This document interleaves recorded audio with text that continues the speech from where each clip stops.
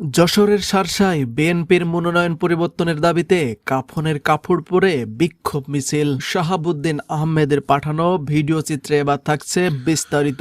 যশোর এক আসনে বিএনপির প্রাথমিকভাবে মনোনীত প্রার্থী মফিকুল ইসলাম তৃপ্তিকে পরিবর্তনের দাবিতে বিক্ষোভ মিছিল ও অবরোধ কর্মসূচি পালন করেছেন উপজেলা বিএনপির সভাপতি আবুল হাসান জহির, সাধারণ সম্পাদক নুরুজ্জামান লিটন ও সাবেক সভাপতি খায়রুজ্জামান মধুপন্থী নেতা। শনিবার বিকেল ৩টায় যশোর বেনাপোল মহাসড়ক অবরোধ করে কয়েক হাজার নেতাকর্মী কাফনের কাপড় পরিধান করে অবস্থান নেন। আন্দোলনকারীরা অভিযোগ করেন, দীর্ঘদিন দলের জন্য ত্যাগ স্বীকারকারী মাঠের পরীক্ষিত নেতৃত্বকে উপেক্ষা করে হঠাৎ করে একজন সংস্কারপন্থী নেতাকে মনোনয়ন দেয়ায় নেতাকর্মীদের মধ্যে চরম ক্ষোভ সৃষ্টি হয়েছে। দ্রুত প্রার্থী পরিবর্তন না করা হলে আন্দোলন আরো কঠোর হবে বলেও তারা হুঁশিয়ার দিয়েছেন। উপজেলা স্বেচ্ছাসেবক দলের সিনিয়র যুগ্ম আহ্বায়ক ওয়াসি উদ্দিন বলেন, বিএনপির মহাসচিব বলেছেন প্রয়োজনে প্রার্থী পরিবর্তন করা হবে। আমরা সে আশায় মাঠে নেমেছি। যদি এই প্রার্থী বাতিল না করা হয় তবে বিএনপি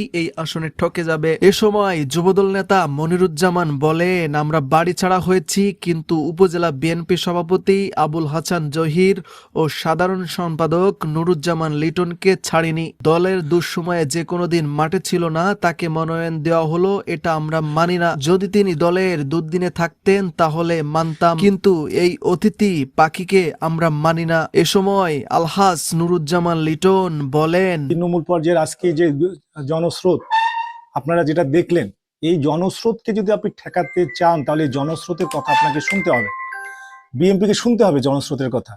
জনমানুষের যদি কথা আপনি না শুনে, জনমানুষের যদি চাওয়া পাওয়ার যে প্রার্থী তাদেরকে যদি আপনি নমিনেশন না দেন, তাদেরকে যদি আপনি প্রার্থী হিসাবে শাসক উপজেলায় যদি আপনি না ইয়ে করতে পারেন, আপনি যদি সাধারণ মানুষের যদি আকাঙ্ক্ষা যদি আপনি না বুঝতে পারেন, তাহলে কিন্তু সাধারণ মানুষকে যদি মনে করেন যে বিএনপি যাকে নমিনেশন দিয়েছেন তাকে যদি তিনি রেখেই দেয়, সেক্ষেত্রে সাধারণ তৃণমূল পর্যায়ের কর্মীদেরকে বোঝানো আমাদের জন্য অত্যন্ত কষ্ট হবে।